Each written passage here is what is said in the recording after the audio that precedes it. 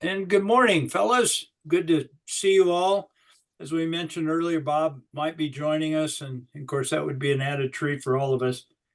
Let's go ahead and dive into John chapter 15. Today, we're going to be looking at verses 18 and 19, a major, major shift in what Jesus is teaching. And we're going to look at that this morning.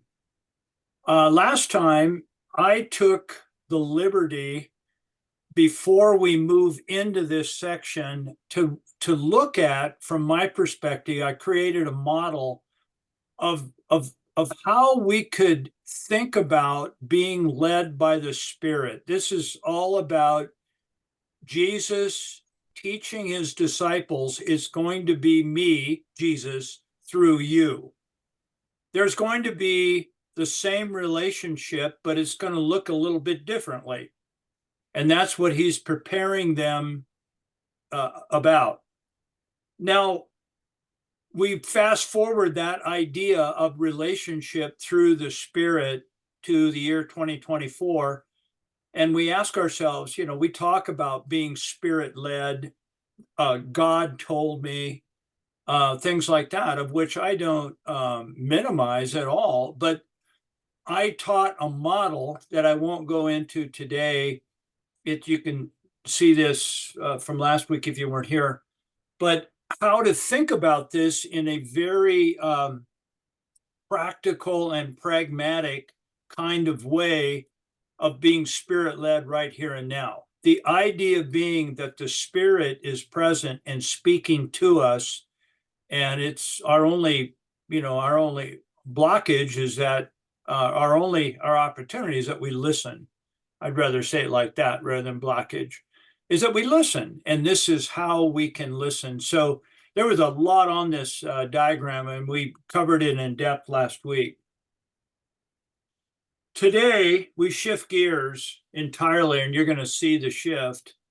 If the world hates you, Jesus says to the disciples, right in the midst of this preparatory monologue and some dialogue, if the world hates you, you know that it has hated me before it hated you. If you were of the world would love you as its own. But because you are not of the world, I have chosen you out of the world. Because of this, the world hates you. It's real interesting how that's worded. So we go WOA first. Here's the text, verse 18. If the world hates you, you know that it has hated me before it's hated you. And here's the whoa. What are we doing here? Why the switch? It's been about love for several verses. Love, fruit bearing, commandment, all of this side of the coin. But now he switches quickly in one verse to this idea of hate, and it raises all kinds of questions. In keeping with what is occurring at this moment, that being preparing the disciples for me through you, Jesus speaking, then we need to look at that, or this teaching in light of this. To rewind for a minute, I left this phrase out. He's preparing them to bear fruit. And he's saying that fruit is going to remain. It's all about me through you and fruit bearing, John 15:16. And prior to that, he talks about fruit bearing, the vine and the branches. So what do we do with this whole thing? So here it is. So let's return to our model as we attempt to make sense out of this major switch in his teaching. Let's go to our model, and the model it's one of several models.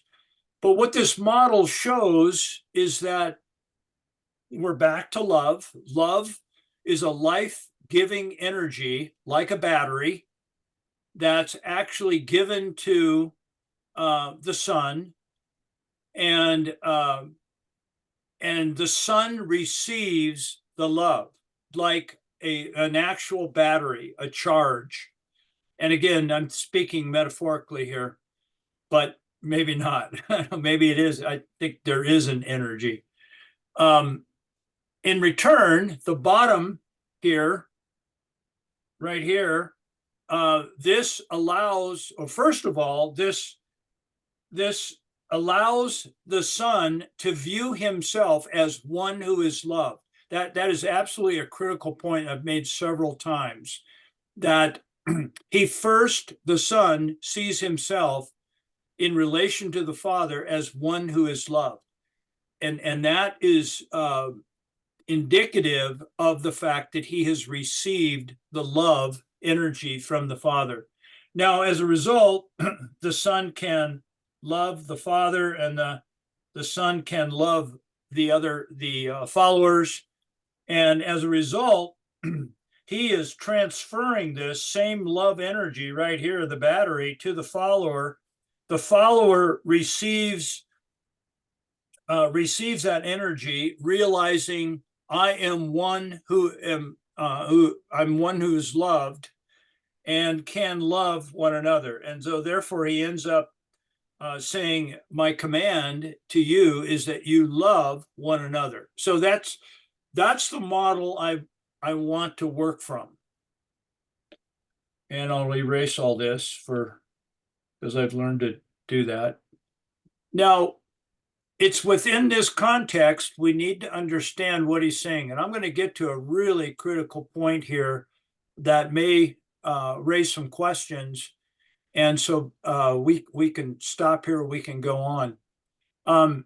It's within this context right here, this one relationship. This is one relationship. And each of us think about relationship a certain kind of way. Most of us think of relationship as the idea that I enter into a relationship. I have no relationship with God, and I enter into a relationship with God through a personal choice to accept Jesus. That is our evangelical model that we have learned and adopted. And I'd like to say that there might be a little different twist, not that I'm trying to be novel or unique at all, but I'm looking at relationship differently. Not a huge difference, but there is a slight difference. I think the relationship exists as depicted by the grid. It exists regardless of how I live within that relationship. If down at the bottom, I make an attempt to define how I'm thinking. And guys, again, this is a matter of opinion, but I'm not alone in thinking this. And my whole attempt is to make sense out of what Jesus is saying. Relationship is what all entities, that means you and me and virtually everything that exists, all entities are a part of. We are part of this relationship, because the proof of that is I exist. I exist because someone else acted upon me and created me. Everything, virtually everything, was created and is at this very moment being sustained within this relationship. That's how Paul speaks about it. He says, in him, Christ, all things were created, and through him all things exist. It's throughout the New Testament. And so by the very fact of existence, which is true of each of us, we are part of this, we are in this relationship. The degree to which one experiences the relationship is inaugurated and implemented through one who is love, God, as we've already talked about. And the degree that you and I can experience this relationship is a matter of choice. I choose to receive it like a battery. I choose to reject it for some other reason. So that's how I'm seeing this idea of relationship. Right or wrong, but it's something we enter into daily, and we walk in it. It's also known as the truth, as Jesus is speaking about the truth. We could also say it's the kingdom. Within the kingdom, there are various responses. The kingdom is what is within the realm of God, which is virtually everything. So I say that within the relationship, it's not in or out, it's we are all in. Some of us know it to some degree, and some do not. And he's talking about those people who are manifesting hate as part of the relationship, but they are not, they are acting out of sin, acting out of their own devices. So that's the grid, the context that I'm laying down in order to attempt to make sense out of what Jesus is saying. This change. We therefore ask, well, gee, what does hate have to do with anything? If it's this whole relationship thing, where does hate fit? So that's where we're going to go. In preparation, Jesus states a coming fact, and that is right here. Again, in preparation, and this fact is fueled by choice. He's preparing the disciples for what is to come. The disciples are about to experience the brutal blow of hate. They're actually going to be on the brunt end of that, the butt end of hate. And we know that through the historical development after the cross event. They and we can learn how hate fits into what is to come by examining how Jesus was hated. So that's where we're going. We're going to look at how Jesus was hated. Where hate happens, slide 1, I have 2. If the world, we're still on verse 18, if the world hates you, he's talking about the world. Now, where our heads go naturally is separation. We look at the world as that which is, and that is without the relationship. It's outside the relationship. The world, the flesh, and the devil. The world is that which is evil, is that which is contrary. I'm making a different point here. I think that it is part of the relationship. It's just not experienced by those people. It's there, and I would call it sin in the way I understand sin. So I'm going to try to explain it this way. At least from my perspective, there exists what I call a baseline of human existence. Now, this is based on the idea of a layered, you've heard of Maslow's hierarchy of needs. There are certain needs within the human existence in order to be human. And unless those needs are satisfied, I can't move to the other layer. I've already talked about this prior in the study when that came up. But I believe that this baseline of human existence, ground zero, is that every human being needs a sense of safety. We need water, we need shelter, we need food, the physiological needs that we have, that's safety. We need relationships. We are designed by God for relationships. We need a sense of belonging in order to truly experience what it means to be human. And we also need some level of contribution. What is my piece within the bigger picture, my contribution? These are the first three layers that we've talked about, and I would call this the baseline of human existence. Now, again, I'm trying to put hate within the context of how I think Jesus is talking about it. And we're looking at who hated Jesus. Well, Jesus comes onto the scene through the incarnation, and he chose the triune God chose to depict Jesus as a certain way, and that certain way can be illustrated by putting him smack dab on the line of human existence. He didn't come as a political entity. He didn't come with those within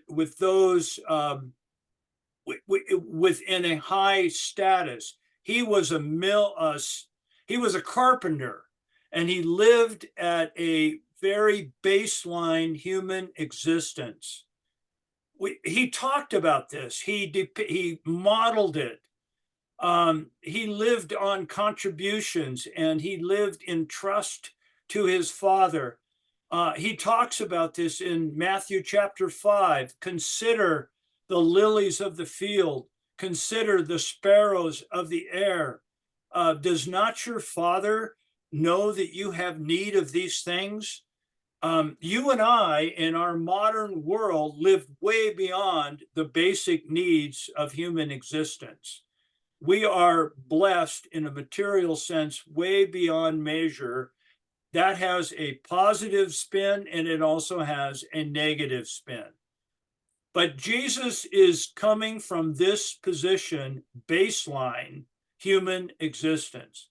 Below the line is less than human existence. It's a place of need. We see Jesus being approached by people of need.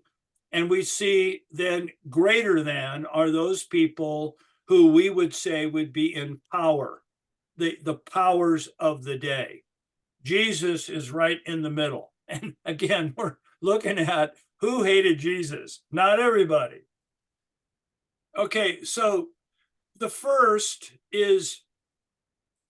grouping of people are those in the greater than category. They're I get my pen here. What the heck did I do? Oh, here it is. So it's this delta right here. They are greater than. They are greater than the baseline. They are the powers that be. They are the religious powers. They are the political powers. And we see Jesus interacting with these powers. And these powers, these people that are in this status, this position, they view Jesus as someone who can take away from them. They don't want to lose that delta. They don't like that. No. We don't want to go down. They perceive Jesus as a step downward. And so Jesus is viewed by them as a person who can, or an entity that can take away. The second, now this is very loosely illustrated here. I'm saying there are basically two groups. There could be a hybrid, certainly. The second group of people are those that are the less than people. Those are the ones who are not in power. They're the everyday Joes. They are the Samaritans. They are the lepers. They are the people who are mistreated by the social powers of the day. They are the sinners.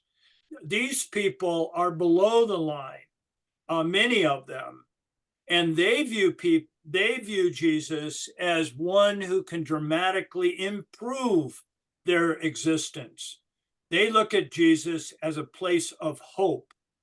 And so we have these two groups of people.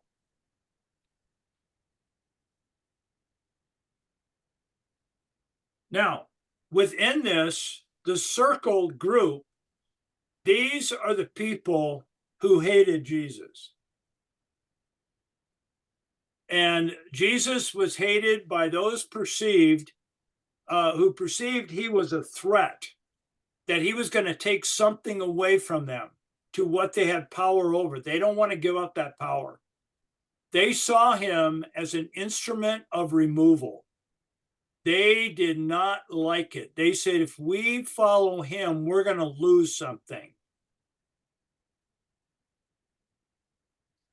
This hate manifested itself primarily from those in religious power, that's primary, secondarily from those in political power. I don't think he was perceived as that much of a threat to the political primary, although they're the ones that had the power to put him on the cross. But it was through the religious powers, the powers at be, the people who are supposed to be in the know. These are the ones who hated Jesus. Slide number 2, and we continue. So when Jesus speaks, now this is really an important distinction. When Jesus speaks of hate coming from the world, it's not the people who wear black hats, like it is naturally where my head goes. He's talking about those individuals and corporate entities who perceive him as one who threatens their realm of power. It's all about their perception of loss through Jesus, right there. I don't see the lepers hating Jesus. I don't see the Samaritans hating Jesus. I could be wrong, but I think hate is derived from an entity or a person who feels they have something to lose through following Jesus.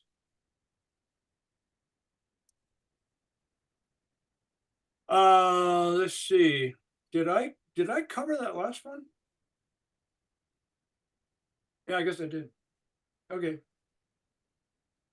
Okay, now why the hate? Okay, why do these people hate? These people who feel that Jesus is going to take something away from them, that's in their heads. It's not what Jesus is saying. Why do they hate Jesus? Okay, this is an important, this is what I was going to get to, important distinction. Some people, not everybody, but some people, primarily those in power, they did not understand Jesus. That is the kicker. These guys in power, because they were in power and felt like they had something to lose, they didn't understand Jesus. Jesus was an enigma. Jesus was a threat. And it's no different. This is human nature. And it's no different than how the Old Testament shows us of what they did to the Old Testament prophets. To the general population, those prophets who were mouthpieces for God spoke enigma, and they were weird, and they were not understood. Bill, question? Or yeah. I think I'm going to submit they did not want to understand him. I mean, you go back to the Sermon on the Mount, even before that, Mary's Magnificat talked about the things flipping over. And yeah, that's not a welcome response if you're on the top of that line. Okay, I think what you're saying, Bill, and comment, when I say they don't understand, it's not a matter of intelligence or they're victims. They are choosing not to understand. Yeah, because they are feeling if they enter into it, they're going to lose something. Yes, it's a matter of choice. It's all about choice. Let me rephrase that. Jesus, and this is important to me, he doesn't ever coerce anything, but he's a persuader. And if they persuade him, they're being persuaded to be generous, to be open, to level the playing field. Yeah. And that's something that, they don't really want to do, Yeah. At least some of them don't. We have people that do. We have Johanna in the household and all these people, but the ones that didn't want to do it, they saw him as taking things away when really he was asking them to give, not telling them to give. Yeah. Yeah, and for example, in the Chosen, Nicodemus was here in his strata, but he looked at Jesus here, and he really grappled with it. He was in conflict. He was engaging, but there was a part of him that couldn't engage because of his status and position. And so that conflict is marvelously displayed within the Chosen. That's what I'm talking about. Yeah. So that's number one. You notice the hand there. That's, in my view, that means it's important. And because, okay, they didn't understand, they chose not to understand, to engage. And because of this, he was viewed as a threat. He's a threat. And that, in my book, is human nature. What we don't understand, we view as a threat, we reject, and we hate. That is part of it. Their resolve was, let's get rid of him, thus hate. Their only resolve was, let's get rid of him. Now, moving, why get rid of him? Can we hate him without getting rid of him? Well, they didn't, and we don't. The reason to get rid of him is because they can't get Jesus to be the kind of Jesus that they want him to be. They want a top-down world Jesus. They want a Jesus like them. And they can't make Jesus conform. We don't know what else to do, so let's get rid of him. Their only solution is elimination. And what is true of them is true of the population, is true, it's inside of me as well. That is my normal default mode. His reasoning in regard to, now this is, Jesus is teaching the disciples what is to come. And he just said, you're going to be hated, and you're hated because I'm hated. And this is his commentary based on verse 18 and his reasoning. He says, okay, this is true because if you were of the world, meaning those who hated Jesus that we just described, these people right here, the world would love you if you were of the world. Okay. And he'll make a second statement here in a minute. He first states to his followers that if you were here, like, where I've got the yellow line, or this right here, if you were here, folks, there would be no conflict. You would bring no conflict to the people who are in power, because you would be in compliance to how they want you to be. It's all about how they want, what they want you to be. It's not about their actions, it's about what they want. And he's saying, if you were here, there'd be no conflict, there'd be no hate, because you would be how they need you to be.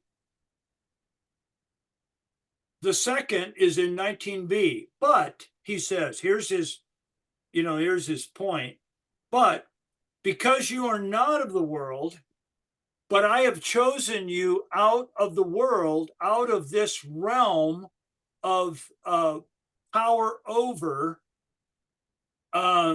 because of this, the world hates you.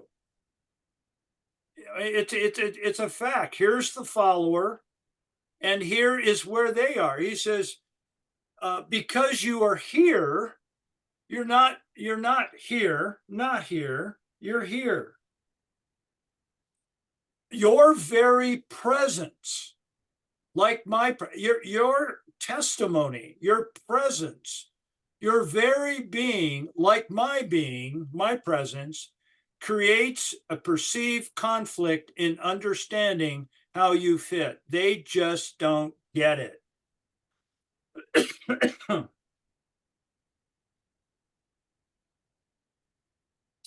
And you don't fit to what they need you to be, therefore you are hated. That's the point. Table time. Okay. Now, oh, good. I've left a lot of time. Wow, this is, I'd love to hear your thoughts on this. We've covered a lot of ground. I talked in a different way about relationship. I understand that you guys, you may have questions and we can discuss that. But also, we've talked about this idea of hate as preparatory to what the disciples are going to experience. Today, in 2024, there is so much hate all around us.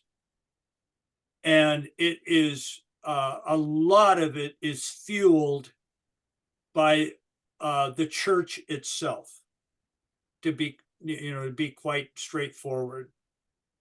In 2024, what is it that people, let's go back. I'm saying that hate is fueled by a lack of understanding. We're going to see how Jesus talks about this in chapter 16. But for now, I land on this idea that if we don't understand as a human, then we hate. And these people didn't understand Jesus, so therefore they hated Jesus. In 2024, I think the same is true. I'm making that assumption. I don't think society today, I think we're all on a journey to understand the person of Jesus. And so let's look at this first. In 2024, what is it that people don't understand about Jesus? What have you seen? How does this create hate? And lastly, what does hate look like in your immediate world? What have you observed in relation to hate? It is so prevalent in a monumental way over the last several years. Hate has increased, and it's increased among the people of faith. So I'd like to hear your thoughts. Let's a big mouthful here, and I'm anticipating a bit of a silence to get into it, but let's talk about this idea of hate.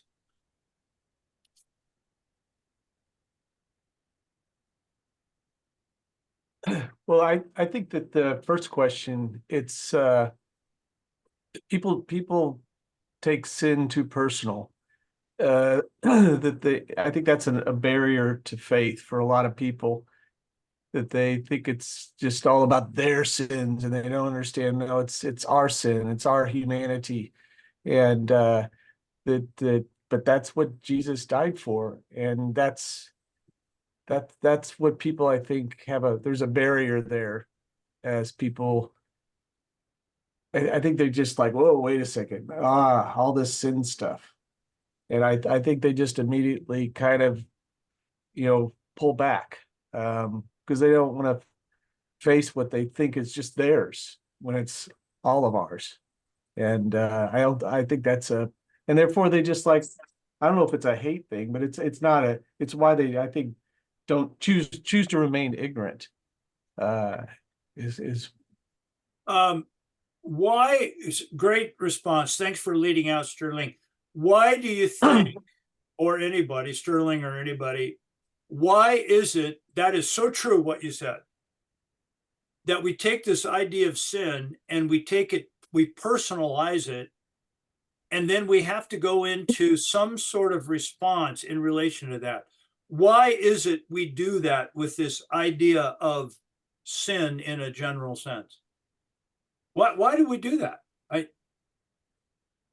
I was going to go a different direction, but Yeah, I go back to the Sermon on the Mount, where he talks about, hey, and he goes, if anyone says Raka, that's with a chord, and says you're a fool, fire of hell. And it took me a while to get that, till someone finally explained there were levels of diminution of other people. And it was taking people down something less than you. And that sounds, well, that's okay. What's the big deal about that? Well, if you break out into war or you break out in persecution, those people who are less than you are expendable. And suddenly you're not killing a person, you're killing a creature less than you. And so I think hate is a slippery slope that you see what I'm saying? It's like going back to Sermon on the Mount. I'm not following you. Sorry. This is what hate looks like. It looks like diminishing your brother and diminishing a group of people, and calling, in Vietnam, calling them gooks, and calling them towelheads in Arabia. But it's some sort of a label that allows you then to treat them less than human. Okay. I'm following you. Why do we tend to diminish our brother? Why do we do that? It's a precursor. What's the motivation? It's a setup to get them out of the way, to pass legislation, to do things then we can feel comfortable that we're doing the right thing. It's so I can feel more comfortable. I can feel better about me. I get rid of you so I can feel better about me. I have to diminish you so I can feel better about me. What is wrong with that picture? Right. Yeah. Mike, I got a couple of thoughts. One, as it relates to the diagram here, we talked about primarily the people in power being the ones that hated Jesus, but I think there were also people not in power down on the lower end that hated Jesus as well. Oh, I'd love to hear your thoughts. Yeah. One, because the people in power, you already talked about that. They thought they were going to lose something. Well, the people underneath there thought, because of Jesus, they were going to gain something. He was going to be their military leader. He was going to lead the revolt to take them or put them back in power. When he did not do that, when he did not meet their expectations of the Messiah, they hated him. Not everybody down here believed that Jesus was there for their good. Yeah. They would say, hey, you did this for somebody. And I think The Chosen does a really good job of this as well. Even with Thomas in this last one, I don't want to be a spoiler, but because Jesus healed people other than the person that he wanted healed, he didn't hate Jesus, but his love for Jesus waned considerably. And I think you see that here. Unmet expectations of who we think Jesus is, I think affects this first question here. When people don't understand who Jesus is, when they think he is something else, whatever that is, and he does not meet that expectation, then they hate him, or they hate us because we love him. Yeah. So there's and one of the things I've found in marriage too is that a lot of the conflict that happens in marriage is because of unmet expectations. So that, I think, is what answers a little bit of that first one, is that the world expects something out of Jesus or out of his followers. They don't get it. So that turns into hatred toward him and toward them. Well, Jeff, that is really helpful to me. My mind went here, and you're saying, no, it could be either here or it could be here. And the common denominator is Jesus isn't performing the way I think Jesus needs to be. There you go. That's a big can of worms. Yeah. Well, yeah. Yeah. And talk about that. In what way is it a can of, I mean, yes, but talk a little bit more about that, Bill. Well, I mean, that takes you to the cross and the people around Jesus, well, he saved others, why can't he save himself? come on down from the cross. You loser, you deserve this. I mean, a lot of people there, once they realized he wasn't going to be the champion, joined in with the Pharisees and different reasons. I mean, disappointment versus jealousy versus not wanting to lose power. All this, a lot of human emotions come into that hate equation. Yeah.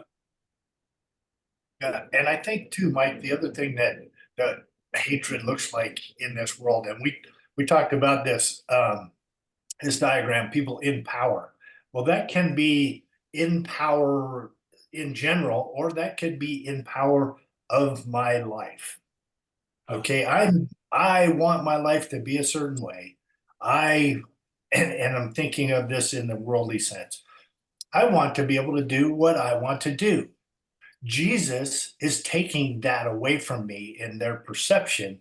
So I hate him because he will not allow me to do the sinful things or the things that I want to do in life that don't align with what Christians say is the way we ought to live.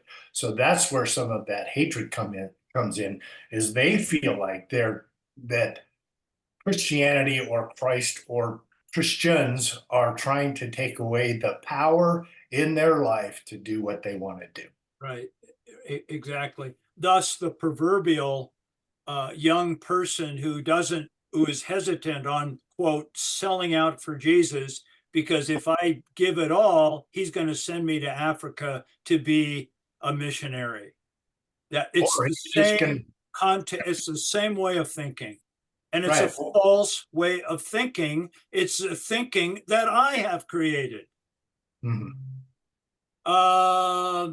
Somebody's got a hand raised. Steve?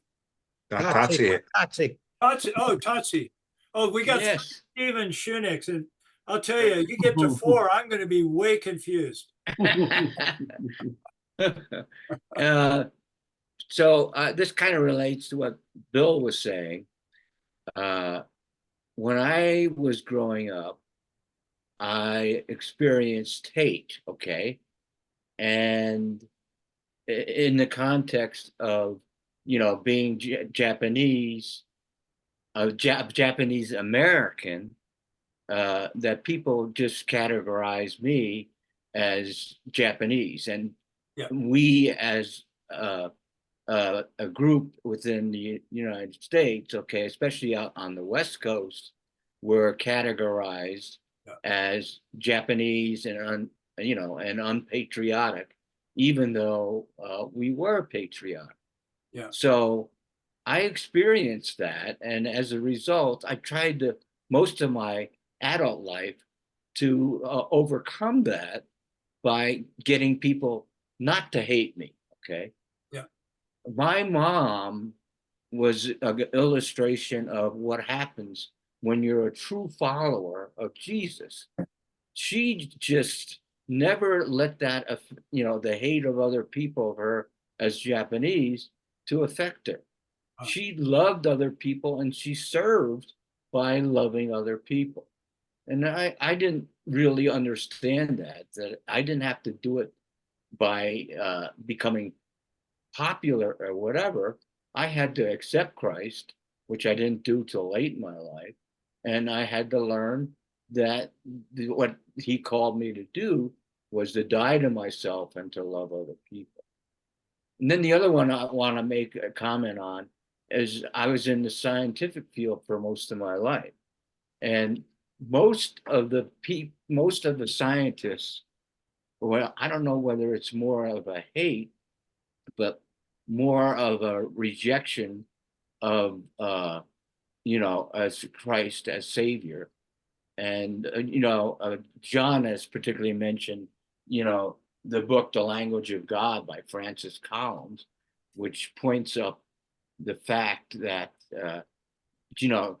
most of the scientists argue against Jesus as a Savior is all of the kind of unscientific facts, okay, virgin birth, whatever. They also don't believe that God has a hand in evolution, which Collins makes a proposal that he does. And then actually the paper even though I collaborated with an atheist, the paper in there to me gives some definite evidence of God's hand in evolution as well as in creation. So anyway, I just Yeah. kind of want to make those comments. Yeah, and Totsi, that example of being Japanese during the World War II post Pearl Harbor, what we did in America, the Japanese became a scapegoat. They were hated, so the rest of society, in a sense, rejected, hated. They were institutionalized in groups in these camps. It was horrific and needless. And it's because those powers that be could feel better about themselves. And that still goes on with Oh, it's particularly every day. Yeah. the black community. That's It exactly. And there are other communities as well. It's what people do to people. And it's what Jesus is saving us from. yeah. So the scientific one is that, to me, those are people, scientists regard them as being the people that are projecting faith. Okay, so they're the people in power who can actually, tell you the truth or what's really truth. Yeah. So to me, on one of the elements of scientists not believing is because they feel that their truth power is being challenged also. Everything. Yeah. That's really true. And that's another great example from your own experience. And what you've done is trying to bring these two diverse ideas. The same is true on the creation side of things. I would say less, from my own experience, less verifiable, more bullying. I listened to a presentation about a month ago, and it wasn't scientific at all. I'm a layman, but it wasn't scientific. I speak with a louder voice. It was kind of arrogant. And if you don't line up with me, then you're crazy. And so it's on both sides. And if we could lay that down, if the ability we could lay that down as modeled by Jesus and to enter into a dialogue, something would be created, Totsi, like you created. We've got science, or we've got evolution and creation. How do we think about the beginning, the existence of all things? Man, that's a wonderful avenue to take. Sorry, I'm kind of going on. Go ahead, Bill. Well, we have sort of adult Sunday school morning, and there's this podcast called Bema, which two people go on, and they open up the Old Testament totally from a rabbinical approach of understanding the Old Testament. And I don't mean a Christian rabbinical, I mean a traditional rabbinical. They refer to a couple of authors, and that the Old Testament was written for and by Jews. They look at the Old Testament completely differently. Yeah. They don't look at it as a scientific book. They look at it as a book of metaphor and explanation and wisdom. Poetry. And that gets you out of the combative field with science. And it isn't like picking it apart because this doesn't fit that. It picks it apart and says, that was never the point of the passage in the first place. I have found a lot of freedom in that. Yeah, agreed. Yeah. And that, of course, goes back to the question of how do we think about the Bible? That's huge. That is really huge. Yeah. Some of us have read the author Peter Enns. I've referred to him. He's controversial in some circles, but I think he's actually a gift to the church. I think if we could pay attention to, he teaches the Bible every day. A modern author and a modern way of thinking. I think he's very helpful in helping us work within that realm, Bill. Yeah. But we're opening up all sorts of doors. Well, and it's not, Bill, it's not an attempt to be novel, right? No. Or anything like that. It's really an attempt. how do we understand what Jesus is trying to communicate? Yep. Let's go back to So understand. That's what I'm trying. It's a stab, it's not the stab. Well, it's understanding, which I've always loved and followed Jesus. I hope if I misunderstood him, I want to understand him better. I mean, it's a search of who this guy is who loves me beyond belief. And it's a wonderful search, but it takes you interesting places. We have been given, many of us, not everyone, many of us have been given the construct of thinking that sin is this awful, dirty thing that God hates, nasty, nasty, nasty kind of individual things that we do. And that's how we view it. Or maybe a different and better, a more accurate approach is it's missing the mark from what actually exists, and it's what I create in my own head, and it leads me dramatically south to self-destruction. So anyway, that's I'll shut up. No, I'd like to hear your thoughts. No, I think we all would. think Tatsi can speak to it more personally than any of us, you know. Yeah. Well, we live, so we all grew up probably with our mother saying, don't talk about religion and don't talk about politics. And, you know, if you want to be happy and have friends, Yeah. if, you know, this idea, hate, one area, not to stray too far in, you know, is politics. I mean, oh my goodness, right? Oh, Experientially. Yes. And the question is, so why? You know, why is there such hate? I mean, you know, what's the problem? How does that create hate? What does it look like in our immediate world? I mean, it seems like that. And then, Mike, you mentioned the church seems to fuel this, you know, today. And I guess the question is, so what's that all about? Well, Well, I think, go ahead. sorry, Mike, in response to John's question, nobody likes to be told they're wrong. Right. You know, our first response to somebody telling me I'm wrong is to put up the dukes. I am not wrong. You are wrong. And then that becomes a battle, and there's no dialogue as to, is there a middle ground between what I think and what you think politically is what I'm thinking about right here. I do believe that there is a right and wrong, and there's a black and white, and that's part of the problem is that the world doesn't want to think that way. They want to think, if it's right for me, it's right, and you can't tell me that. You know, just because it's wrong for you doesn't mean it's wrong for me, you know, in relation to lifestyle or whatever we want to pick as the topic. But I think that hatred in the world right now stems a lot from people not wanting to be told you're wrong. Yeah, I think that's because if I'm wrong, I'm going to lose something.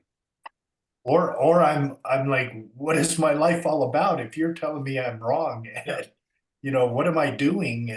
Where's my life going if I'm wrong? If you lose your certainty, it's very scary. Yes. You want to be certain about things because you're talking about eternal life. And I think I've shifted from being certain about what I know to being certain about who I know. I'm certain about Jesus loving me. All this other stuff is stuff I bounced around and changed back and forth over the last 40 years.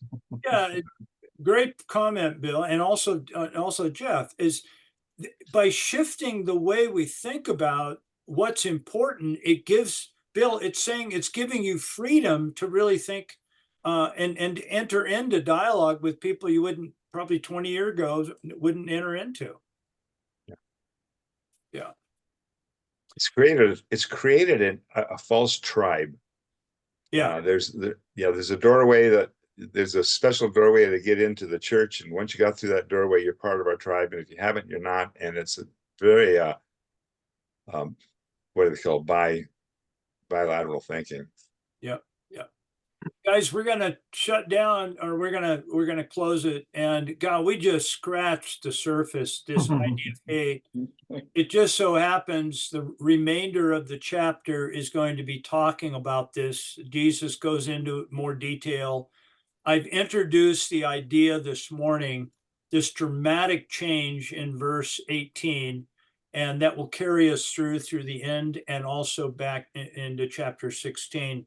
So we'll continue to look at this from different, well, not different perspectives, it's my perspective, but as Jesus unfolds it, I'll give it my best shot. And we are just in a great discussion together. Thanks for all your input today, guys. That was a lot of fun. Have a good week. We'll see you next week on the 10th. See you next week. Thanks, Mike. Thanks, guys. Yeah, bye now.